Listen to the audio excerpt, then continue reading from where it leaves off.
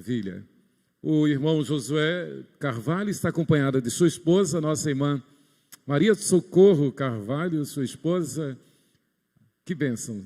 Deus te abençoe, irmã Socorro Carvalho.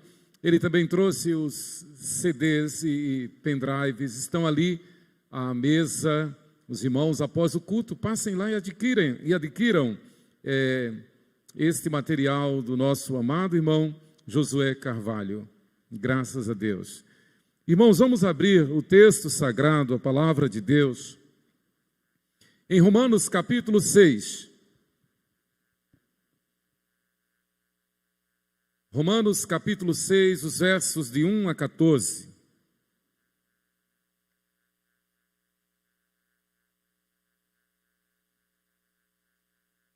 Romanos capítulo 6. Vamos ficar de pé para a leitura da palavra do Senhor. Romanos 6, do verso 1 ao verso 14. Leiamos a uma só voz. Que diremos, pois? Permaneceremos no pecado para que seja a graça mais abundante? De modo nenhum. Como viveremos ainda no pecado, nós, os que para ele morremos? Ou, porventura, ignorais que todos nós que fomos batizados em Cristo Jesus, fomos batizados na sua morte? Fomos, pois, sepultados com ele na morte pelo batismo, para que, como Cristo foi ressuscitado dentre os mortos, pela glória do Pai, assim também andemos nós em novidade de vida. Porque se fomos unidos com ele na semelhança da sua morte, certamente o seremos também na semelhança da sua ressurreição, sabendo isto, que foi crucificado com ele o nosso velho homem, para que o corpo do pecado seja destruído, e não sirvamos o pecado como escravos, porquanto quem morreu está justificado do pecado. Ora, se já morremos com Cristo, cremos que também com ele viveremos, sabedores de que, havendo Cristo ressuscitado dentre os mortos, já não morre, a morte já não tem domínio sobre ele, pois quanto a ter morrido, de uma vez para sempre morreu para o pecado, mas quanto a viver, vive para Deus. Assim também vós considerai-vos mortos para o pecado, mas vivos para Deus em Cristo Jesus. Não reine, portanto, o pecado em vosso corpo mortal, de maneira que obedeçais às suas paixões, nem ofereçais cada um os membros do seu corpo ao pecado, como instrumento de iniquidade, mas oferecei-vos a Deus como ressurretos dentre os mortos, e os vossos membros a Deus como instrumentos de justiça, porque o pecado não terá domínio sobre vós, pois não estáis debaixo da lei, e sim da graça. Oremos, irmãos. Amado Deus e eterno Pai, graças te damos pela tua palavra, que é viva e eficaz, e mais penetrante do que qualquer espada de dois gumes, e chega a discernir alma e espírito, juntas e medula. Pedimos-te, ó Deus, santifica-nos na verdade. A tua palavra é a verdade. Em nome de Jesus. Amém. Podeis sentar, irmãos. Pecado, transgressão, é tudo aquilo que nós cometemos que contraria a vontade de Deus, a santidade de Deus. O fato de sermos cristãos já não nos isenta do pecado. Nós continuamos pecando, daí que na ordem do culto divino há sempre um momento de reflexão para a confissão dos nossos pecados. Preste atenção.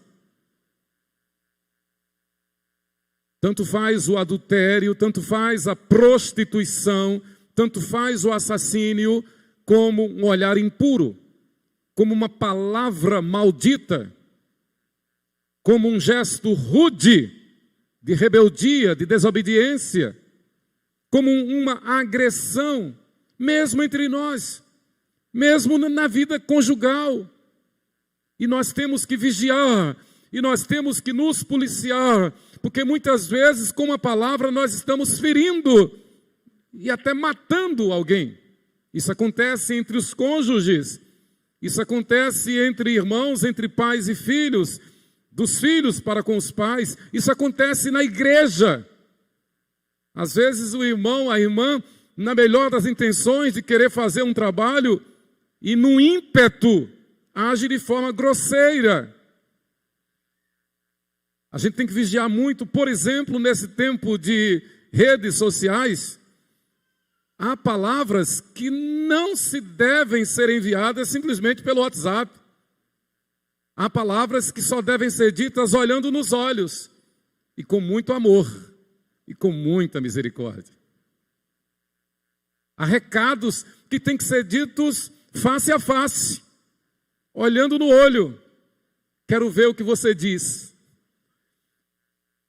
Porque é muito e muito, muito fácil dar vazão ao nosso mau temperamento, à nossa velha natureza, uma vez que não está vendo, uma vez que não está olhando nos olhos, uma vez que são apenas dígitos, e pum, manda uma bomba, manda uma flecha, uma facada. É pecado, isso atinge a todos nós. Todos nós, sem exceção, somos passivos de cometer estes erros. Eu falei de manhã, e é continuação dessa série de estudos sobre vida vitoriosa. Às vezes, tem uma liderança na igreja e tem alguém que se insurge contra a liderança. E a Bíblia diz que isso é rebeldia. E em 1 Samuel, capítulo 15, versículos 22 e 23, a Bíblia diz que a rebeldia é pior do que o pecado da feitiçaria, é pior do que macumba. Então a gente tem que vigiar muito. A gente tem que andar aos pés do Senhor Jesus.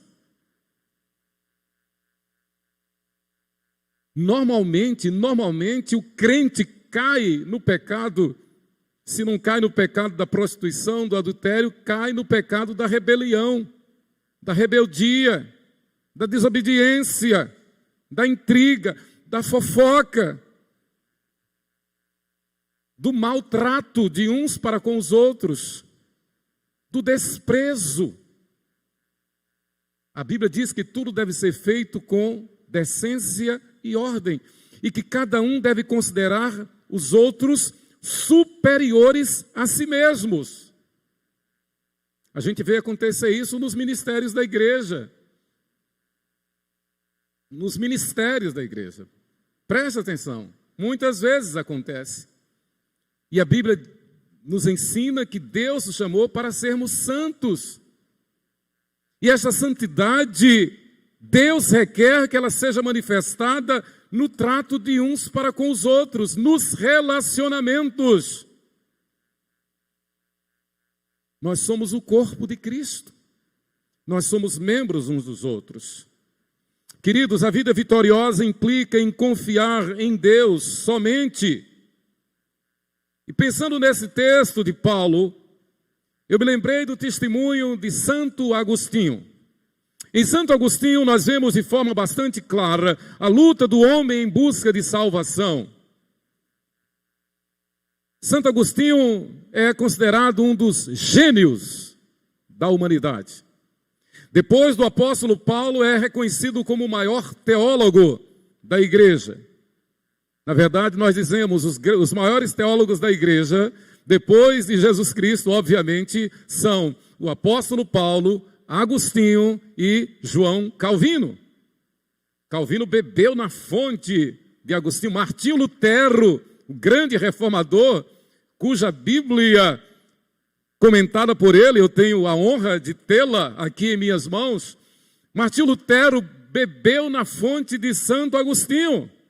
Santo Agostinho foi um erudito, mas durante grande parte da sua vida, na sua juventude, ele foi um devasso.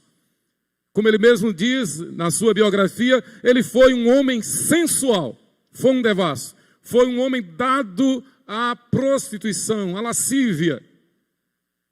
Muito apegado à sua mãe. Depois que sua mãe ficou viúva, ela veio morar com Agostinho, e sua mãe extremamente santa, piedosa, uma santa, reconhecida como realmente uma mulher piedosa, uma mulher santa.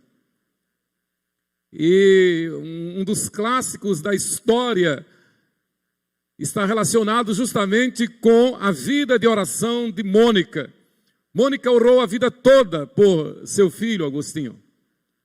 É um encorajamento para que nós não desanimemos de orar por nossos filhos. Mônica morreu, não viu a conversão de Agostinho, mas Agostinho se converteu. Eu quero voltar um pouquinho na história de Agostinho. Ele foi um excelente mestre da retórica. A retórica nos primeiros séculos, séculos terceiro, quarto, era considerada das principais disciplinas, das principais profissões, das mais caras, as que mais pagavam. Qualquer pessoa, para ser bem-sucedida em qualquer área, tinha que ser excelente em retórica. E Agostinho era professor de retórica.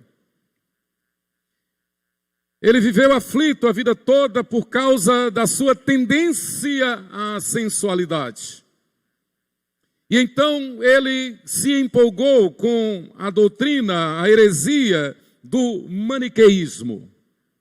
O maniqueísmo dizia que o mundo é dividido em luz e trevas, entre o bem e o mal, e que uns nascem para a luz, outros nascem para as trevas, uns nascem para o bem, outros nascem para o mal. E depois há uma junção, há uma conjunção desses dois extremos, e a pessoa vive numa luta terrível, querendo encontrar o bem. Agostinho se decepcionou com o maniqueísmo. Os maniqueus, eles diziam que para buscar aperfeiçoar, para buscar aproximar-se do bem, teria que evitar a procriação. Eles também diziam que para tentar se purificar, eles deviam evitar comer a carne de animais. Eram vegetarianos. Há um tipo de maniqueu crescente em nossos dias, de maniqueísmo. Agostinho, excelente pensador, frustrou-se com o maniqueísmo e adotou o neoplatonismo. Então, uma filosofia religiosa mais culta, mais acadêmica, mais intelectual, mais no perfil de Agostinho. O maniqueísmo foi no auge da sua juventude, no início da sua carreira, e agora ele amadurece e se empolga com o neoplatonismo. O neoplatonismo, diferente do maniqueísmo, dizia, não tem duas correntes, não tem uma força do bem, uma força do mal, mas tem um uno inefável.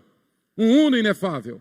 E desse uno inefável procede tanto o bem como o mal.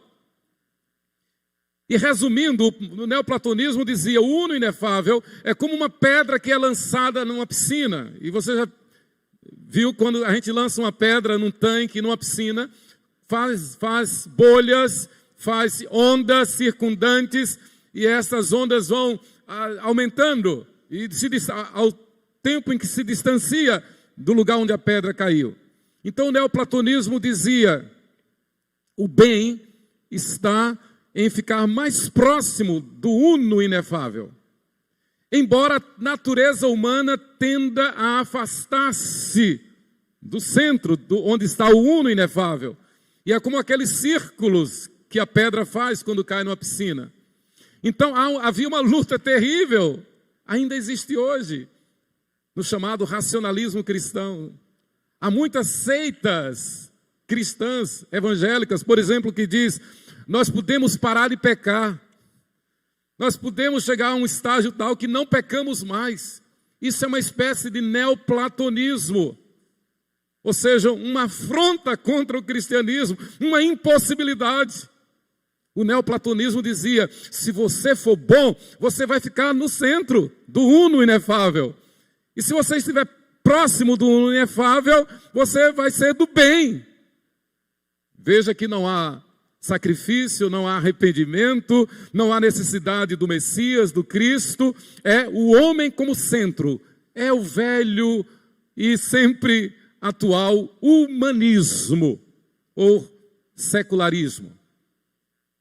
E Agostinho viveu muito tempo no neoplatonismo, mas, como não poderia ser diferente, ele só se decepcionou. Ele não encontrou a razão, ele não encontrou lógica no neoplatonismo. E sempre ele lembrava que sua mãe falava no Deus único, no Deus verdadeiro, no Deus criador, no eterno. E certamente isso o fez chegar próximo do neoplatonismo, que falava do uno inefável. E ele, por algum tempo, ele chegou a pensar que o uno inefável fosse a pessoa de Deus. Da mesma forma que há muitos cristãos que vivem de um modo contrário à palavra de Deus e acham que, pelo fato de crer em Deus, de crer em Jesus, acham que estão certos. Por isso que Jesus nos adverte para que tenhamos cuidado, porque no meio do trigo o inimigo semeou o joio. Por isso que Tiago diz que não basta crer, porque o próprio demônio crê e treme diante de Deus. Não basta crer, não basta dizer eu sou cristão, não basta fazer a pública profissão de fé, não basta ser batizado. Tanto o maniqueísmo como o neoplatonismo, como a ciência cristã, o secularismo, o humanismo, propõem uma vida melhor, que é impossível, porque não garante o perdão dos pecados, não garante a paz, não garante a paz, não garante o perdão, não garante vida e vida eterna. Agostinho vivia em crise constante. Mas a história conta que certa feita, Agostinho, como mestre de retórica, ele tinha a obrigação de ler tudo e ele lia a Bíblia. E ele então achava a Bíblia, é uma história então parecida com a de C.S. Lewis ou com a de Francis Schaeffer, quando eles começaram a ler a Bíblia e o fizeram para criticar a Bíblia. C.S. Lewis começou a ler a Bíblia para tentar provar que a Bíblia estava errada. Mas enquanto ele lia a Bíblia, ele se encontrou com Jesus. Agostinho foi ler a Bíblia para ver, para criticar os erros de retórica. E ele dizia, é um livro feio, tem umas histórias feias, sem lógica. A retórica é péssima, dizia Agostinho na crítica à Bíblia. E a história diz, então, que certa feita ele estava lendo um manuscrito da Bíblia e se aborreceu, amarrotou o papel e jogou fora o papel. Ele estava no jardim de sua casa em Milão, na Itália. Mas a história diz que naquele momento, Agostinho ouviu uma criança que estava no jardim de outra casa, que insistentemente dizia, toma e lê, toma e lê. Toma e lê, pega e lê. Agostinho ficou perplexo, parece uma história inventada, mas é a realidade. Agostinho não pensou em outra coisa, senão em ir buscar aquele manuscrito que ele já havia lido várias vezes, que ele havia se aborrecido e amarrotado e jogado fora. Ele foi lá, buscou, desamassou aquele manuscrito e começou a ler. E ele leu Romanos 13, versículos 13 e 14. Acompanhem comigo. Romanos capítulo 13 era o texto que o crítico, o retórico, Agostinho estava lendo. E aborrecido ele havia jogado fora. Romanos 13, 13 e 14. Andemos dignamente como em pleno dia, não em orgias e bebedices, não em impudicícias e dissoluções, não em contendas e ciúmes, mas revesti-vos do Senhor Jesus Cristo, e nada disponhais para a carne no tocante às suas concupiscências. A história diz que naquele momento Agostinho caiu de joelhos, clamou aos céus e disse, Senhor, tem misericórdia de mim. És tu quem eu procurava. Só tu podes dar-me a paz. Só tu podes resolver os meus problemas, a minha angústia. E ele começou então agora a ler a Bíblia de forma diferente. Naquele momento, Agostinho teve um encontro real com Jesus. Convertido, Agostinho começa a sua caminhada semelhante à caminhada de cada um de nós, cristãos que aqui está. E a história diz que Agostinho registrou em seu diário: quando eu pensava, abre aspas, quando eu pensava em consagrar-me por inteiro ao teu serviço, ó Deus meu, era eu quem queria fazê-lo. E eu mesmo quem não queria fazê-lo. Era eu mesmo. Ao mesmo tempo que eu queria fazer, eu também não queria. E porque não queria de todo, nem de todo não queria, lógica de um filósofo, lutava comigo mesmo e me rasgava em pedaços. Agostinho está retratando o que todos nós enfrentamos quando, por exemplo, maltratamos uns aos outros. Quando, por exemplo, nos rebelamos uns contra os outros. Quando, por exemplo, como igreja, mesmo no culto, contrariamos a santidade de Deus. Resistimos à autoridade. Nos achamos, muitas vezes pensamos que somos a última Coca-Cola do deserto. Resistimos a autoridades. E queremos impor o nosso estilo, o nosso eu, o nosso ego, a nossa vontade. Alguns são dados a paixões, como Agostinho cita as dele, do âmbito da sensualidade, da promiscuidade, da imoralidade sexual. Agostinho então continuava nessa luta.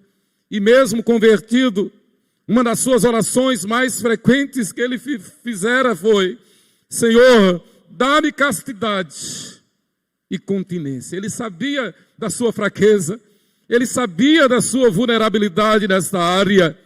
Ele dizia: dá-me castidade e continência. Mas, Senhor, não logo. Ele era sincero. Não logo. Veja que sinceridade terrível. Eu quero castidade. Eu quero continência, eu quero santidade, mas Senhor, não me dê logo não. Que luta, que sinceridade. Irmãos, a gente estuda a história para aprender e não cometer os erros que os nossos antepassados cometeram. Agostinho somente obteve vitória quando então entendeu que em Cristo, e foi lendo a epístola de Paulo aos Romanos, ele se tornou um expert, o maior intérprete de Romanos,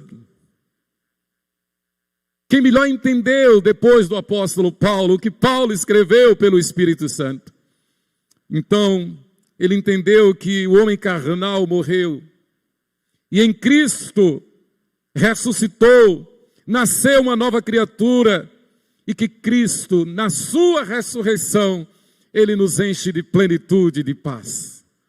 Na ressurreição, o Cristo, o Messias, o ungido de Deus, nos garante vida e vida em abundância, a ponto de esquecermos do velho homem, a ponto de desprezarmos as paixões desse mundo, a ponto de refutarmos e esmurrarmos e crucificarmos o nosso velho homem com as suas tendências, com as suas tarras, com as suas rebeldias, com as suas desobediências, e desejar somente Cristo em sua vida, e desejar somente a santidade de Deus em sua vida.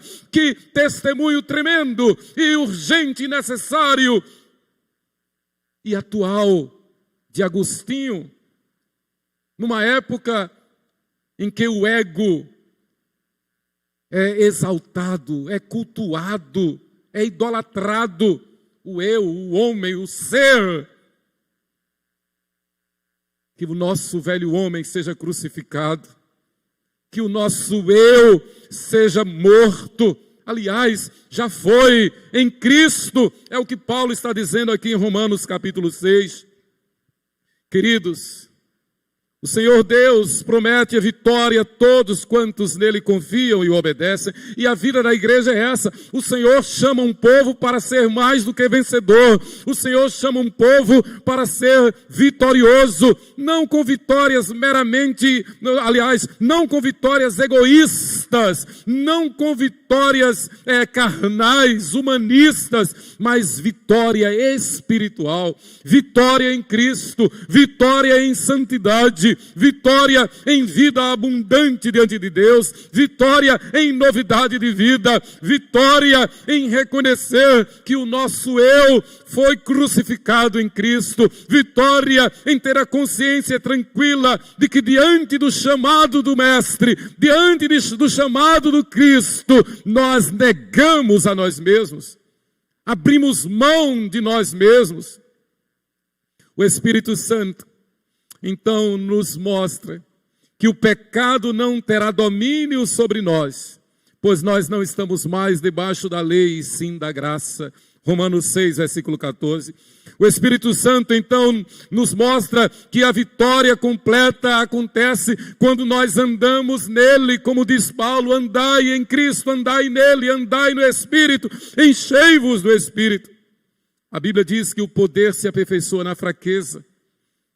E essa palavra foi dita a propósito da reclamação que o apóstolo Paulo fizera por causa do espinho na carne que ele sofria. E interessante que esse espinho na carne lhe fora dado pelo próprio Deus. E a Bíblia adverte de que Deus deu esse espinho na carne a Paulo para que Paulo não se ensoberbecesse diante das revelações, com as grandezas das revelações que Deus lhe dava. Então, para que Paulo não se ensoberbecesse, Deus lhe colocou um espinho na carne. Paulo pediu por 3 vezes que Deus tirasse aquele espinho. Deus responde: não, a minha graça te basta, o meu poder se aperfeiçoa na fraqueza, Paulo. E Paulo então completa: de boa vontade, pois, me gloriarei nas fraquezas. É a atitude que Deus quer de nós, irmãos, boa vontade em tudo. Foi agredido, reaja com boa vontade. Foi maltratado, reaja com boa vontade, com graça. Do contrário, vai haver guerra. Do contrário, vai haver assassínio. E assassinato, como a Bíblia ensina, não é só quando se tira a vida física, é quando se fere. Basta um olhar, basta uma palavra para se assassinar alguém. É como o adultério, não precisa acontecer o fato, basta pensar, já se cometeu o adultério. Por isso que a Bíblia diz que nós devemos vigiar, e é melhor entrar na vida eterna manco, sem uma das mãos, sem um dos olhos, do que tendo os olhos e viver pecando contra Deus. Então Paulo corresponde à palavra de Deus dizendo: pelo que sinto prazer nas fraquezas, nas injúrias, nas necessidades, nas perseguições, nas angústias, por amor de Cristo, porque quando sou fraco, então é que sou forte. A igreja não é um lugar de disputa. A igreja não é um lugar de concorrência. A igreja é um lugar de comunhão e comunhão dos santos. Nós não fomos chamados para mostrar a nossa capacidade. Nós não fomos chamados para expor o nosso currículo. Nós não fomos chamados para mostrar que somos bambambãs. Não somos, somos miseráveis pecadores. O apóstolo Paulo disse: miserável homem que sou, quem me livrará do corpo desta morte? E nós, quantas vezes, incautos, soberbos, chegamos a pensar que somos alguma coisa. E por isso damos lugar ao inimigo, por isso permitimos que o adversário prevaleça. E muitas vezes, como igreja, perdemos terreno, porque ao invés de avançar unidos, nos degladiamos entre nós. Irmãos, não é exagero, nós temos dito isso aqui sempre, especialmente quando no dia da Santa Ceia, a família mais importante é a família do sangue de Jesus. A igreja é a noiva de Cristo. Cada membro da igreja é importante no reino de Deus. Não tem maior nem menor, não tem mais importante e menos importante. Todos somos apenas servos e nada mais. Carentes todos da misericórdia de Deus. Queridos, Deus criou o homem, deu então ao homem o poder para governar a criação. E a ciência que Deus deu ao homem foi justamente no sentido de manifestar a graça de Deus. Ai do homem que despreza o dom que Deus lhe deu. Ai do homem que recebe o dom, recebe os talentos, recebe a ciência, e ao invés de usá-la para a glória de Deus, usa para a sua soberba, para a sua vaidade. Vive uma vida de derrota e provocando derrota. É importante lembrar que quando Deus formou o homem, Deus disse a Adão que dominasse e sujeitasse a criação. Gênesis 1, 26 a 28. E aí, meditando nesse texto, porque a ênfase de Paulo aqui em Romanos capítulo 6 é justamente a vitória que temos em Cristo ressurreto. E essa vitória implica na derrota da nossa carne, na morte do nosso eu. E aí eu me lembrei de um texto que de vez em quando eu leio, do teólogo Sam Doherty, da APEC. E Sam Doherty, da APEC, ele diz: Deus sustenta e cuida de tudo que Ele criou. Deus criou o mundo e formou o homem, dando ao homem a autoridade para, em seu nome, administrar a criação divina. Deus não nos chamou para nós pensarmos que somos alguma coisa. Deus não nos chamou para que nós, para pensarmos que vamos chegar ao Guinness Book, ou por ser o melhor em qualquer área, para receber o prêmio Nobel disto ou daquilo. Deus nos chamou apenas para cuidar da sua obra, como servos e nada mais. Deus deu ao homem a revelação de sua palavra, a Bíblia, pela qual aprendemos a ser mais que vencedores, Romanos 8, 37, independente das circunstâncias. E então Sam Doherty assim nos lembra: Deus sustenta e cuida de tudo que Ele criou. Só Tu és, Senhor, Tu fizeste o céu dos céus, e o seu exército, a terra, e tudo quanto nela há, os mares e tudo quanto há neles, e Tu os preservas a todos com vida, e o exército dos céus te adora. Neemias 9, versículo 6. Colossenses 1, 17. Ele é antes de todas as coisas, nele tudo subsiste. Sam Doherty, ele está chamando a nossa atenção para o fato de que nós devemos submeter-nos sob a poderosa mão de Deus. A igreja de Deus, a nossa vida é de Deus. Eu não sou o dono da minha vida. Eu não sou o dono do meu tempo. Eu não sou o dono daquilo que eu penso que é meu.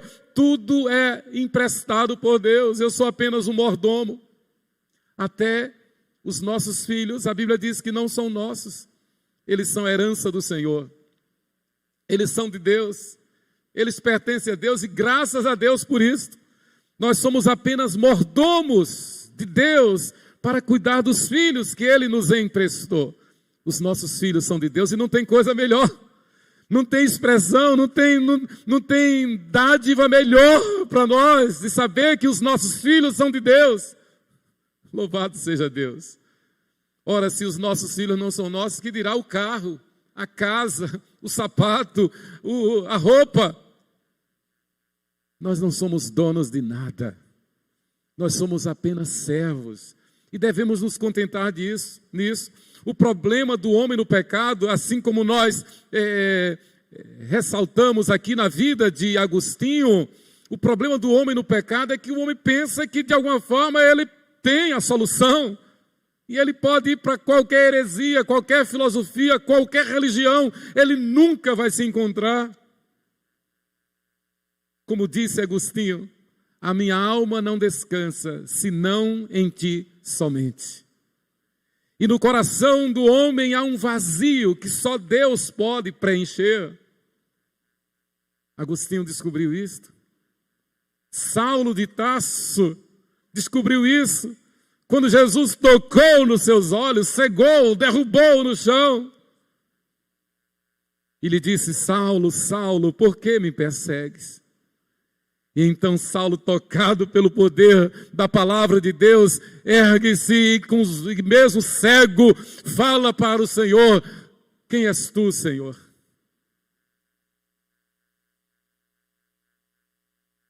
Saulo tem este encontro e se transforma em Paulo, apóstolo. Queridos, é o retrato do que acontece com cada um de nós, do que aconteceu com cada um dos que já teve este encontro real com o Senhor Jesus.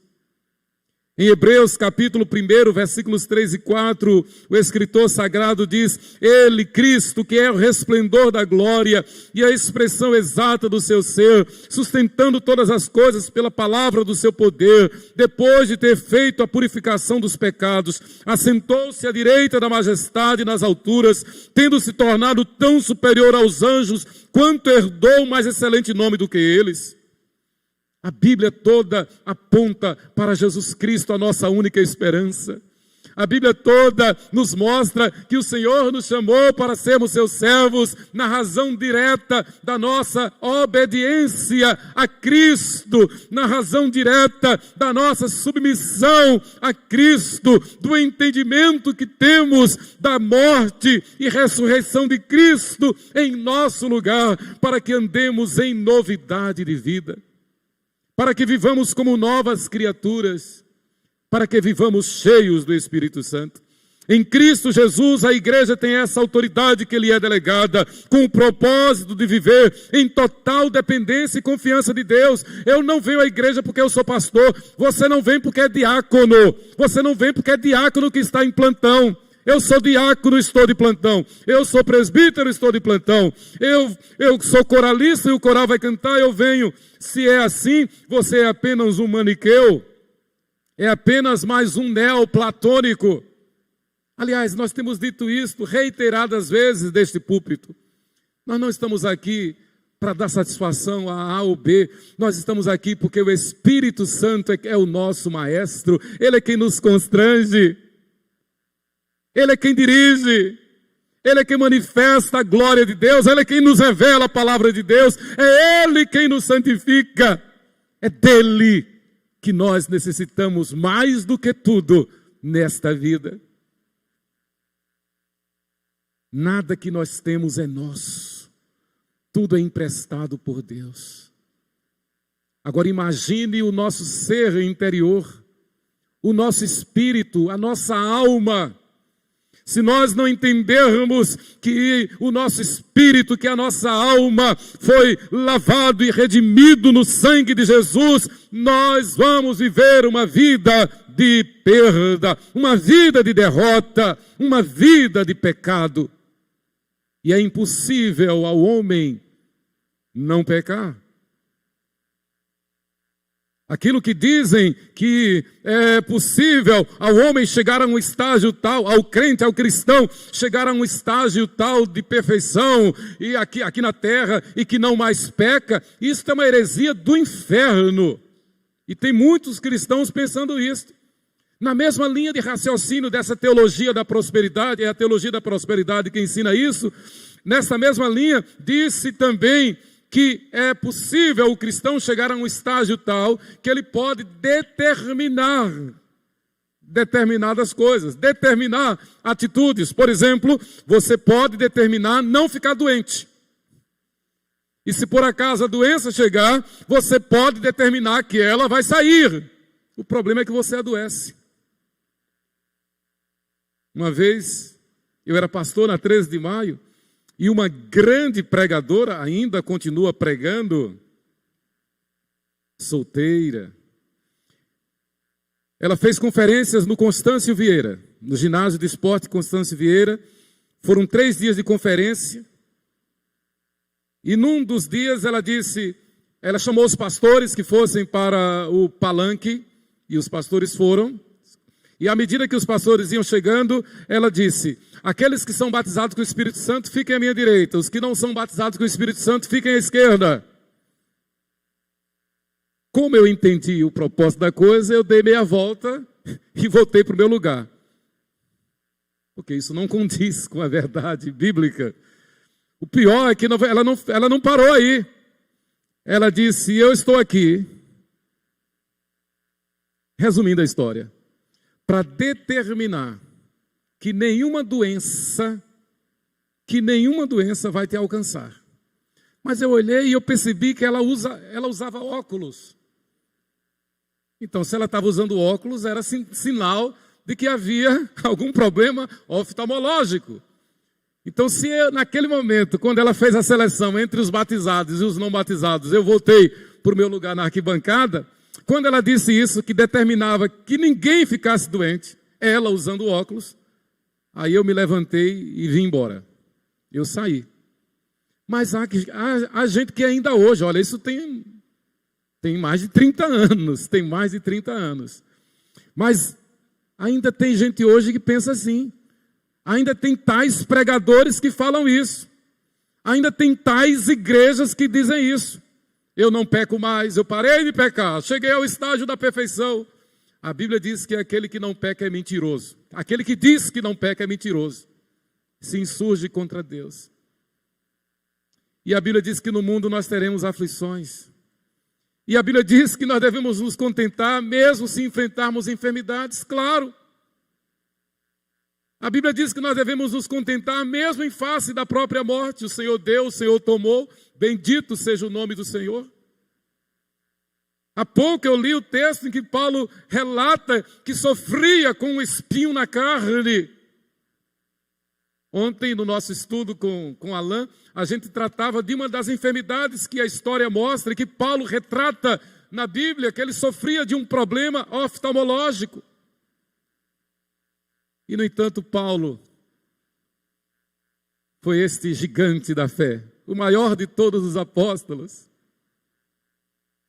O homem que disse, tudo posso naquele que me fortalece. E que muita gente tem usado esse versículo de uma forma totalmente defasada, totalmente contrária ao que disse Paulo.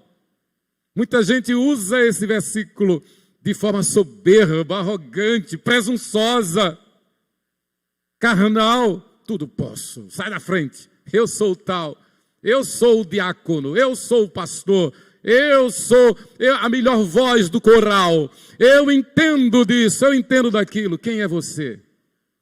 Miserável, pobre, cego e nu. É assim que a Bíblia diz que nós somos. Para nos humilharmos sob a poderosa mão de Deus. Se não, irmãos, vamos passar a vida toda como Agostinho, no tempo do maniqueísmo, no tempo do neoplatonismo. A vida toda como estes que estão aí fora, contrários ao Evangelho, que defendem o evolucionismo, que são contrários à família, que são contrários à moral judaico-cristã, que votam em políticos que defendem aquilo que a Bíblia condena. Como pode? Isto é ser um maniqueu na igreja. Isso é ser um neoplatônico na igreja. Isso é dizer que não entendeu nada do que a Bíblia ensina. A Bíblia diz que nós somos chamados das trevas para a maravilhosa luz, para resplandecer como luzeiros, para viver como bom perfume de Cristo, para viver a palavra de Deus. Queridos, a vida vitoriosa implica em confiar em Deus somente. A Bíblia diz, em Romanos 6, de 1 a 4, que diremos, pois, permaneceremos no pecado, para que seja graça mais abundante? De modo nenhum. Como viveremos ainda no pecado, nós os que para ele morremos?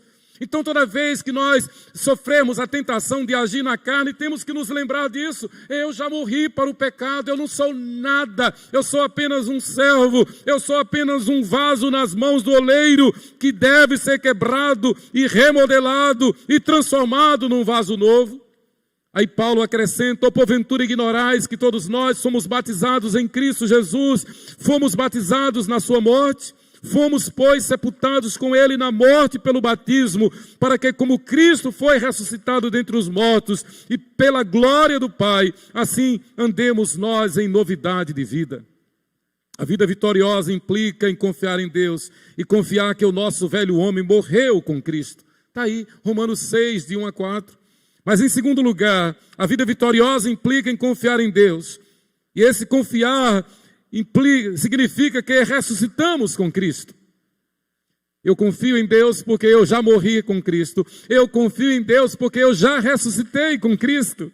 Então nós temos que ter isto bem claro na nossa mente. Eu já ressuscitei com Cristo. Isto não é ufanismo. Isto não é vanglória. Não é triunfalismo. Isto é doutrina bíblica. Isto é um estágio, sim, que nós alcançamos em Cristo. Nós já ressuscitamos, embora estejamos ainda na carne, embora estejamos ainda neste mundo, mas nós somos mais do que vencedores, porque ressuscitamos com Cristo. Então devemos falar entre nós com salmos e hinos e cânticos espirituais. Devemos entender que a igreja é a noiva de Cristo, é a menina dos olhos de Deus, que a igreja está se adornando, se ataviando, se preparando para o dia das bodas do Cordeiro, quando Cristo voltar, e então acontecerá o casamento do Cristo com a sua noiva, que é a igreja. Devemos nos alegrar nisso, devemos viver em função disso. Como nos alegramos quando vemos as crianças da redondeza vindo para o culto, como nos alegramos quando vemos o movimento das nossas crianças e adolescentes indo para o Palavra da Vida lá em Recife. Como nos alegramos quando vemos os pais permitindo, os pais autorizando que as suas crianças, que os seus adolescentes vão para este treinamento espiritual lá no Palavra da Vida. É bênção de Deus, é edificação para a igreja. Ontem eu lembrei de um adolescente da igreja e mandei uma mensagem para a mãe: cadê fulano? Pastor, só Jesus na causa. Fulano não quer nada com a igreja. Até um dia desse, esse menino vinha certinho com a mãe. Mas hoje ela diz: ele não quer nada com a igreja. E eu estou orando por essa criança. E eu peço, oremos pelos filhos da igreja que estão afastados. Oremos sem cessar. Para mim, é a maior dor. É saber que pais cristãos veem seus filhos afastados da igreja, afastados da comunhão. Oremos por isto. Confiar, a vida vitoriosa implica em confiar em Deus, confiar que ressuscitamos com Cristo. Então nós temos que passar essa mensagem para a nossa família, para os nossos filhos, uns para os outros. Os nossos filhos precisam entender que o melhor lugar do mundo é estar no centro da vontade de Deus, que o culto é a nossa vida. É a razão do nosso viver aqui na terra, é o culto, é a igreja, é a comunhão dos santos. Romanos 6, de 5 a 10, vai falar exatamente isso, quando Paulo diz: porque se fomos unidos com Ele na semelhança da sua morte, e nós devemos falar isso aos nossos filhos, e nós devemos inculcar essa palavra aos nossos filhos. Os nossos filhos precisam saber que mais importante do que passar no Enem, mais importante do que ser um doutor, mais importante do que fazer um excelente casamento, isso se faz excelente casamento com a bênção de Deus. Sem a bênção de Deus não tem excelente casamento. Sem a bênção de Deus não se é um excelente profissional. Em qualquer área da vida, para se ser bom, excelente, feliz, é preciso antes ter a bênção de Deus. O que tem de gente formada, o que tem de doutor, o que tem de gente bem-sucedida financeiramente e da mesma forma frustrada, derrotada, angustiada, deprimida, não está no mapa.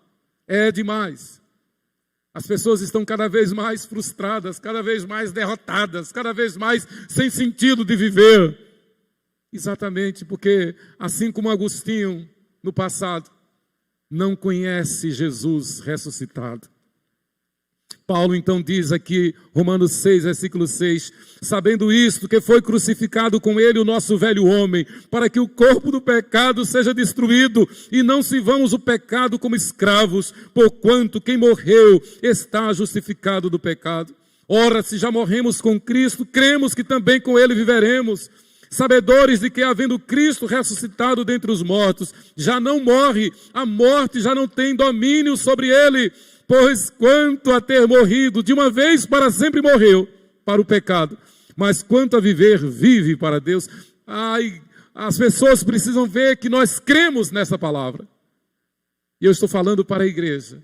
Os irmãos precisam ver uns com os outros, precisam saber que todos nós cremos nessa palavra. Se nós somos igreja é porque o Senhor Jesus ressuscitou em nosso lugar para que andemos em novidade de vida, para que todo o trabalho que fazemos seja somente para retratar, para manifestar a ressurreição de Cristo. Os nossos atos, o que fizermos, seja para manifestar o poder de Deus na nossa vida, não a nossa capacidade, não o nosso currículo, não a nossa capacidade, não. A igreja não é um clube social. A igreja é o reino de Deus. A igreja é o corpo de Cristo. A vida vitoriosa implica em confiar em Deus. Primeiro, confiar que o nosso velho homem já morreu com Cristo. Segundo, confiar que ressuscitamos com Cristo. E a ênfase que eu dei aqui é que os nossos filhos precisam saber disto. Terceiro, confiar que estamos mortos para o pecado, mas vivos para Deus em Cristo Jesus. É o que Paulo diz nos versículos 11 a 14. E eu vou ler o 12 e o 14. Não reine, portanto, o pecado em vosso corpo mortal, de maneira que obedeçais às suas paixões. Nem ofereçais cada um os membros do seu corpo ao pecado, como instrumentos de iniquidade, mas oferecei-vos a Deus como ressurretos dentre os mortos, e os vossos membros a Deus como instrumentos de justiça. A minha vida, o meu tempo, o meu talento, o meu emprego, o meu trabalho, a minha profissão, o meu carro, a minha casa, as minhas roupas, a minha vida é para a glória de Deus, é para o serviço de Deus.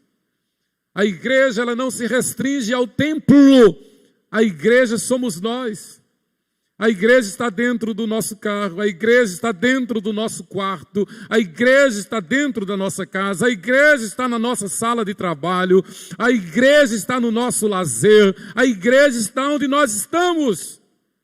Nós ressuscitamos com Cristo para viver em novidade de vida. Versículo 14, porque o pecado não terá domínio sobre vós, pois não estáis debaixo da lei, sim da graça. Vivemos sob a graça, sob o guarda-chuva da graça de Deus. É só a graça. O que temos, o que somos, o que podemos almejar, é somente pela graça de Deus. Queridos, não se deve esperar por sentimentos ou evidências.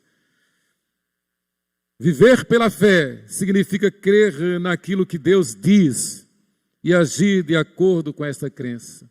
Nós não podemos permitir, nós não podemos agir de forma incauta, de forma nécia, de forma irresponsável e imaginar que pelo nosso temperamento as coisas vão funcionar para a glória de Deus. Não vão.